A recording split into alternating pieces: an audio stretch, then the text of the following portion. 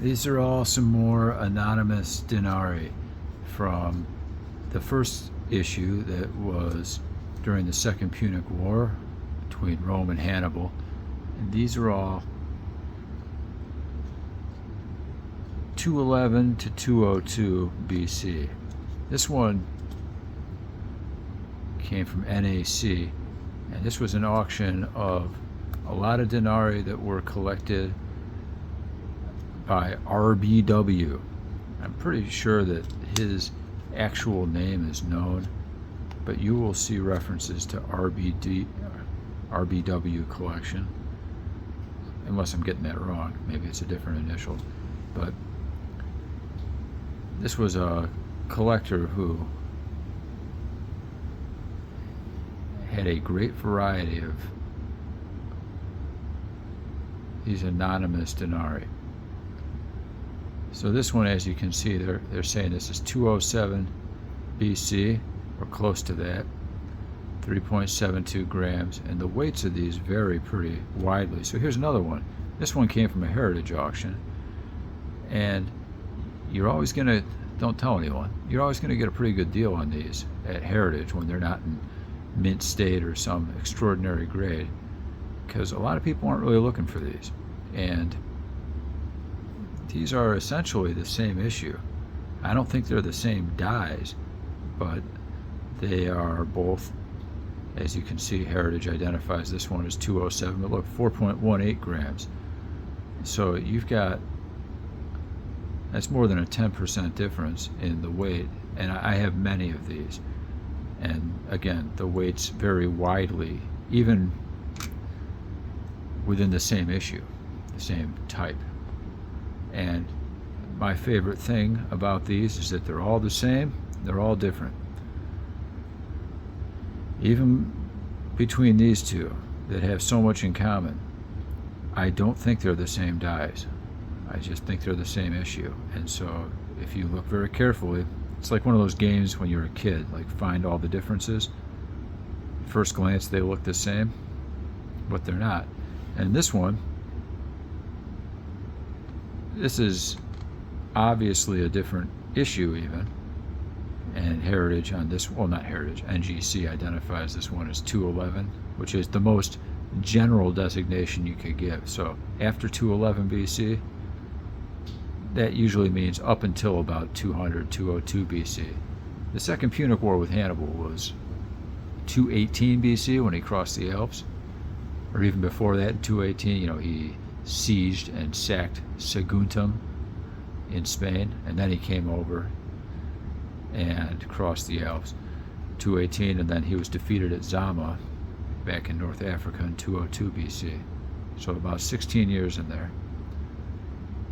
And as you can see on the reverse, you've got the Dioscuri twins galloping on horseback with their couched spears, and you'll pretty much see the same thing on the reverse of these.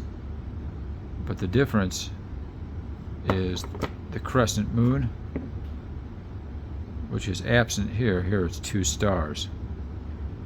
That's Castor and Pollux on both of them. A lot in common, of course, with these two reverses. Now, this coin is superior in so many ways to either of these. These were just at some, I don't think it was one of their regular weekly World and Ancient Coin auctions. I think it was specifically about Roman Republic or Roman coins or something, but these sold for not much. I think like $360 all in, plus about $10 shipping on this one, and $300 plus $10 shipping on this one. This one is nice. If you look at the reverse again, see there's the crescent. Now you might be able to persuade me that the reverse of these could be from the same die, but if we look carefully, I bet we'd find enough differences that would persuade us that they're not from the same dies. But just because the obverse is from different dies doesn't mean the reverses. There's all kinds. Brinkman, Stephen Brinkman, I think, has a website. Actually, it's one of the most comprehensive breakdowns of the differences in all the little different types. And there's so many different types, which implies that there were so many different dies cut. And I'm not sure what the reason for that was. The silver for these is thought to have come initially. They started making these 212 or 211 BC after the tide had slightly turned for Rome, and Rome had sacked Syracuse in Sicily and gotten a lot of silver from that. And they sacked Capua in Italy, would have gotten a lot of silver from that, and so have been able to strike these. These are very high purity. I had one of these tested. It was 99 point something silver, and the rest a little copper, gold, lead, cadmium. I'm going to say these are not the same dies, though. You can see these legs coming down here are longer than here. They're a little more compressed, so just right there you can tell they're different.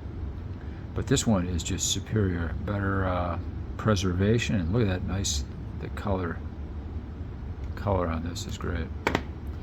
And this one comes with the nice information that NAC put together about the background of this coin as far as pedigree. Oh, Andrew McCabe collection, but I do think that, yeah, RBW collection. Crescent, Charles A. something, 1985. Richard B. Whitshank, that's RBW. And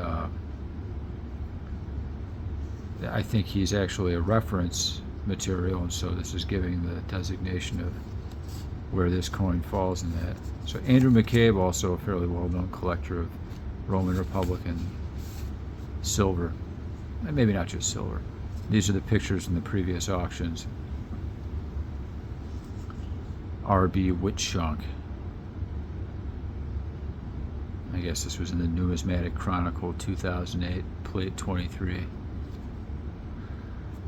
That's not a very good picture. Let's take a look at the nice coin. Oh, here we got more information. Yeah, this coin illustrated in the Numismatic Chronicle, the McCabe collection. This NAC auction a couple months ago, 2025, it's sad this is all I could get. There were so many incredible anonymous, not just anonymous, but that's what I collect, Republican denarii. But they really ran away from where I was able to bid at them. Take a close look at this under the light, though, because it's got some nice, colorful toning, I think.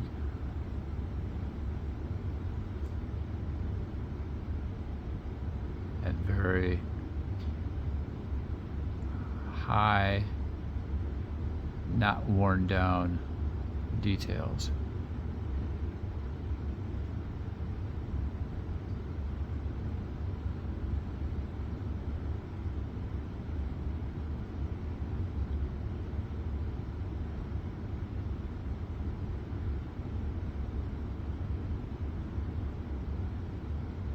It's got nice surfaces. So all in all, this is not a rare type. I have many of these in all different conditions, but very happy to add this one to the bunch. And this one's okay too, and even this one.